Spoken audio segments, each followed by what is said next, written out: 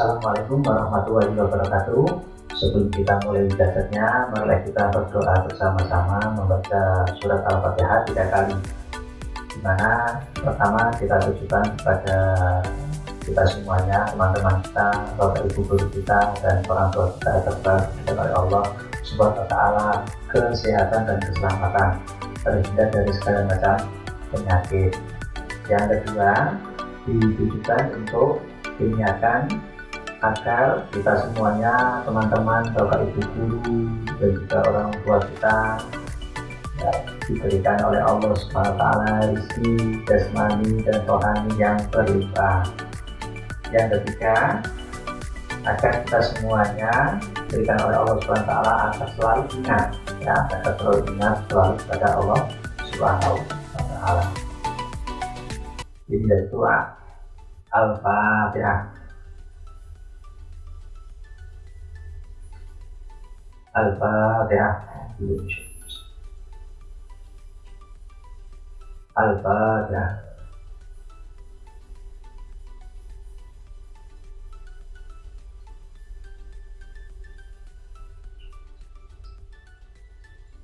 Oke, kita akan belajar tema 8 lanjutannya kemarin, pembelajaran 5 dan 6 perubahan lingkungan. Materi kemarin kita sudah membahas tentang bencana alam yang menyebabkan perubahan lingkungan, antara lain erosi, abrasi, banjir, dan tanah longsor. Kita juga sudah belajar tentang penggunaan kata depan karena yang berfungsi menandai hubungan sebab akibat dalam kalimat. Kemudian kita juga sudah belajar tentang usaha ekonomi ya, ada usaha ekonomi yang dikelola sendiri, ada juga usaha ekonomi yang dikelola kelompok. Nah, contohnya kalau dikelola sendiri yaitu pedagang, bakso, ya, pedagang ya, terus kemudian jasa ojek, petani, tukang cukur dan lain-lain. Yang kemudian yang dikelola kelompok ada dalam bentuk firma, CV, PT, BUMN, dan koperasi. Kemarin sudah dibahas pada pembelajaran yang lalu. Selanjutnya kita akan melanjutkan tentang air ya, pembelajaran 5. Kemarin juga sudah pernah kita melihat videonya tentang siklus air.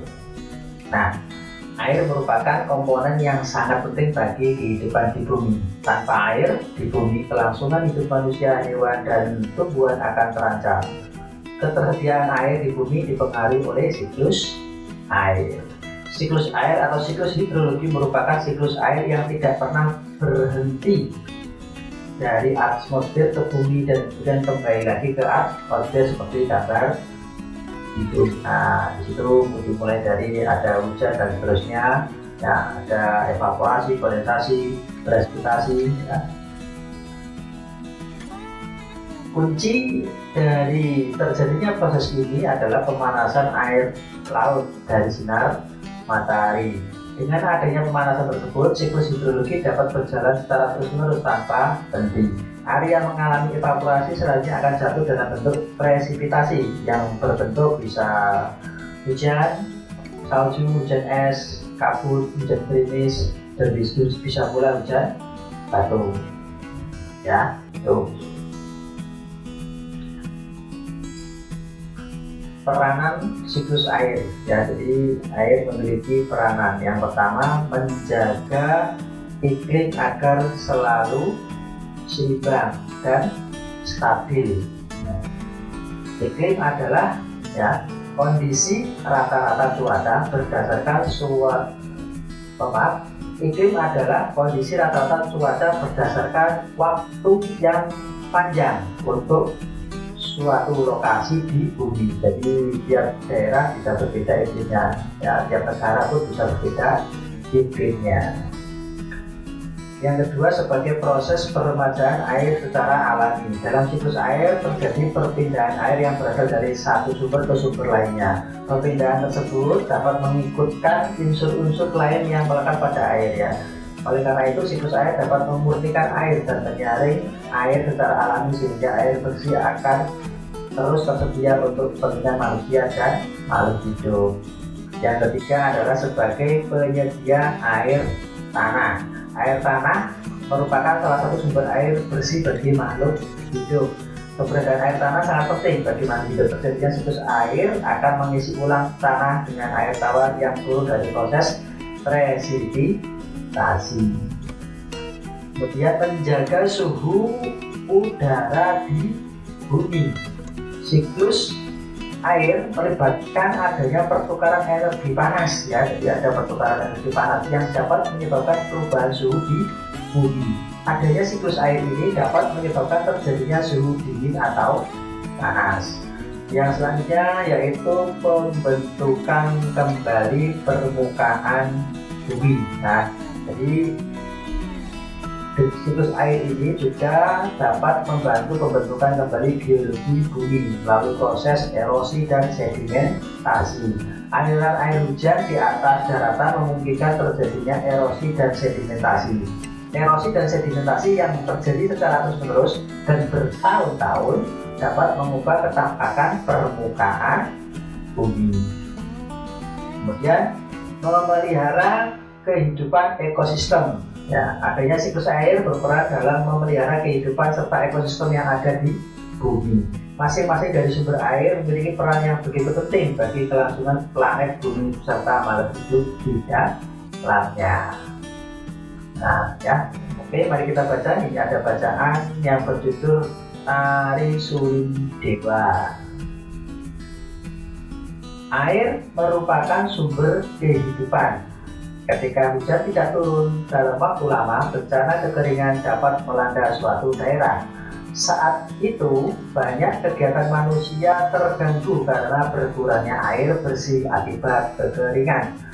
Banyak cara dilakukan masyarakat untuk menghadapi bencana kekeringan, misalnya di Desa Bayan, Lombok Utara, Provinsi Nusa Tenggara Barat.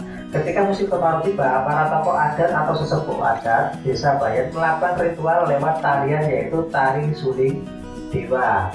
Tarian tersebut merupakan sarana permohonan doa kepada Tuhan Yang Maha Kuasa agar segera turun hujan. Jadi itu ada adat, sebuah adat di Desa Bayan. Nah, dari bacaan itu kita akan belajar tentang penggunaan kata tanya, ya. Jadi ada 5 pertanyaan. Nah, ya, kira-kira jawabannya apa ya? Yang pertama, dari mana asal tari suling dewa? Bacaan tadi, tari suling dewa berasal dari Desa Bayan, Lombok Utara, Nusa Tenggara Barat. Ya, betul. Yang kedua, apakah kapan ya? Kapan dilakukan tari suling dewa? Kapan ya? Jadi ini berkaitan dengan waktu. Itu ketika musim kemarau tiba. Yang ketiga, siapa yang melakukan tari suling dewa? Tadi ada yang melakukannya. Siapa yang melakukannya? Para tokoh adat atau sesepuh adat desa. Yang keempat, apa tujuan dilakukan tari suling dewa? Dari bacaan tadi kita bisa mengambil jawaban, memohon hujan kepada Tuhan Yang Maha Esa. Nah, yang terakhir, mengapa air penting bagi manusia? Ya, karena air adalah sumber kehidupan bagi manusia. Kalau tidak ada air, manusia akan kehausan, keringat, dan tidak bisa melanjutkan kehidupannya.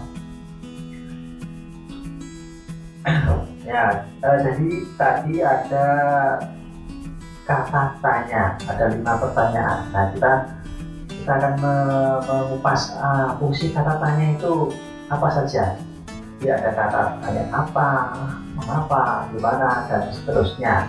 Nah, kalau apa itu berfungsi untuk menanyakan benda, ya, jadi benda atau sesuatu, keadaan atau perbuatan, dan segala sesuatu yang berkaitan dengan isi atau pokok bahasa. Jadi jawabannya dari pertanyaan ini yang menggunakan kata tanya apa adalah benda atau sesuatu, pengertian maupun penjelasan tentang hal yang ditanyakan. Jadi tadi ada pertanyaan siapa. Siapa ini berfungsi untuk menanyakan orang atau pihak yang terlibat.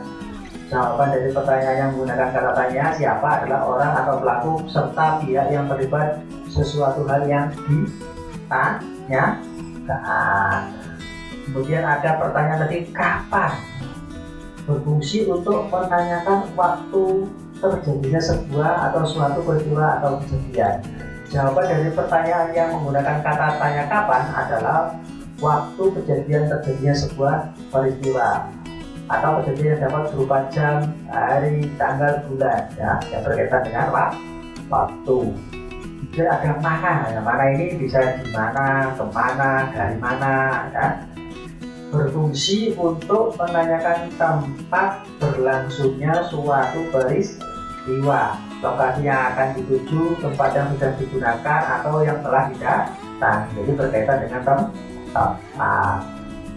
Jawaban dari pertanyaannya menggunakan kata tanya di, ke, dari mana adalah tempat berlangsungnya suatu kejadian atau peristiwa atau lokasi yang akan dituju, tempat yang sudah dipakai atau yang telah didatangi.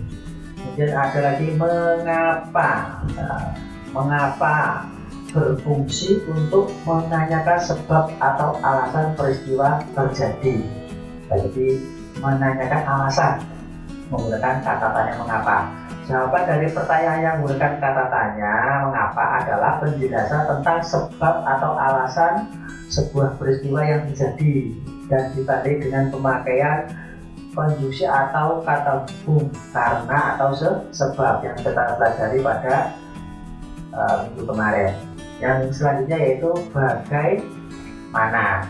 Bagaimana berfungsi untuk menanyakan keadaan atau kejelasan tentang suatu hal, cara atau proses pengerjaan sesuatu.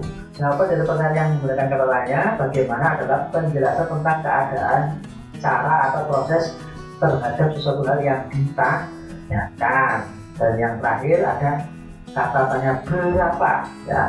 Berapa ini berfungsi untuk menanyakan banyak atau jumlah satuan, ya. Jawaban dari pertanyaan yang menggunakan kata tanya berapa adalah banyak, jumlah atau satuan tentang suatu hal yang ditanyakan. Nah, itu adalah kata tanya. Kemudian kita juga dalam pembelajaran ini itu belajar tentang beberapa sikap yang harus dikembangkan dalam rangka menjaga keutuhan keragaman di negara kita. Jadi negara kita itu terdiri dari banyak suku, banyak agama, banyak pulau, banyak pekerjaan. Maka kita harus memiliki sikap agar selalu terjalin persatuan dan kesatuan. Ya, yang pertama adalah saling menghargai adat istiadat dan budaya antar suku bangsa. Saling menjaga kerukunan antar suku bangsa, tidak menjelek-jelekan suku bangsa atau budaya lain, mengembangkan sikap saling menolong antar suku, membiasakan bermusyawarah untuk menyelesaikan masalah, memaknai keberagaman suku yang ada sebagai sebuah kekayaan bangsa, ya. Jadi ini sikap-sikap yang harus dikembangkan. Selain sikap-sikap ini juga ada agar budaya Indonesia tidak punah, ada beberapa upaya juga, ya. Di antaranya supaya budaya-budaya ini yang ahli kita punya, yang Indonesia punya, agar budaya itu bisa dengan cara mengadakan pementasan seni, pembentukan organisasi kesenian, memasukkan kebudayaan daerah di dalam kurikulum sekolah, kemudian mengadakan festival budaya, seminar budaya. Nah, ini agar budaya kita tidak hilang. Nah, jadi di samping sikap, kita juga memiliki perilaku atau apa yang harus kita lakukan agar budaya Indonesia tidak hilang. Nah, ini ada rangkuman pada subtema 2. Silakan ini ditulis di bukunya masing-masing, ya. Di perubahan lingkungan dapat terjadi karena aktivitas manusia, ya, karena faktor alam. Faktor yang dapat menyebabkan perubahan lingkungan antara lain angin, hujan, cahaya matahari, dan gelombang air laut. Jika tidak menjaga pelestarian sumber daya air, maka akan terjadi kekeringan pada musim kemarau dan bencana banjir pada musim hujan. Air tanah adalah air yang mengalir di bawah permukaan bumi yang tersimpan dalam lapisan bebatuan kulit bumi. Sedangkan air permukaan adalah air yang tidak diserap oleh lapisan tanah. Usaha yang dikelola sendiri disebut usaha perorangan. Contohnya bidang agrobisnis, perdagangan, dan jasa. Usaha yang dikelola secara berkelompok, contohnya tentunya ada itu firma, persekutuan komanditer, perseroan terbatas, koperasi, dan badan usaha milik negara. Siklus air memiliki peranan penting dalam ketersediaan air di bumi. Nah, rangkuman ini silakan ditulis di bukunya masing-masing ya. Ini ditulis jadi rangkuman pembelajaran subtema 2. Oke, sekian, terima kasih ya, semoga belajarnya semangat dan bermanfaat. Sebelum saya akhiri, ada ulangan, nanti bisa diklik di deskripsi ulangannya ya, ulangannya online ya, silakan dikerjakan ya. Terima kasih. Assalamualaikum warahmatullahi wabarakatuh.